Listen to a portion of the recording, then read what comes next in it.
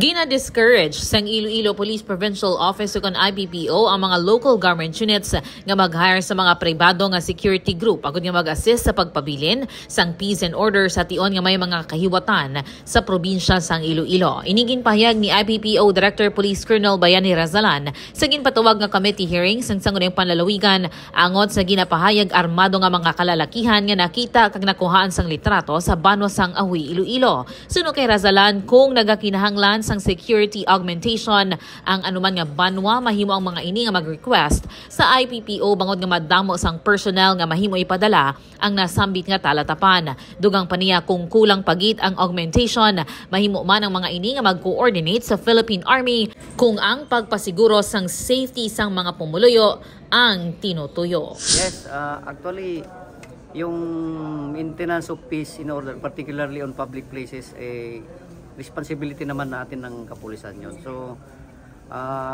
hindi naman natin masasabing kulang ang ating kapulisan kasi kung just in case that the crowd is medyo unmanageable o masyadong malaki, meron naman tayong tinatawag na augmentations coming from the Provincial Mobile Force Company. If not sufficient, the personnel if not sufficient, magre-request tayo sa regional office for the augmentation coming from the other provinces. If kagaya ng ginagawa natin during itong mga festivities natin like Ati-Atihan and dito sa Iloilo yung Dinagyang Festival na yung ibang pulis natin nanggagaling sa Negros, nanggagaling sa Aklan, nanggagaling sa Guimaras na tulong-tulong natin na i-maintain ang peace and order for that certain activity.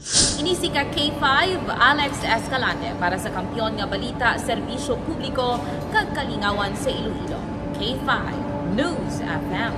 This news is brought to you by, do you feel tired all the time? Do you have frequent infections? Do you have always cold? It's a sign of low immune system. Boost your immune system with Clinica D3 Bio. Antibacterial, natural antioxidant, immune system booster. Clinica D3 Bio has vitamin D3, lauric acid, and monolurine to fight against all viruses. Try Clinica Vitamin D3 with Coccus nocifera.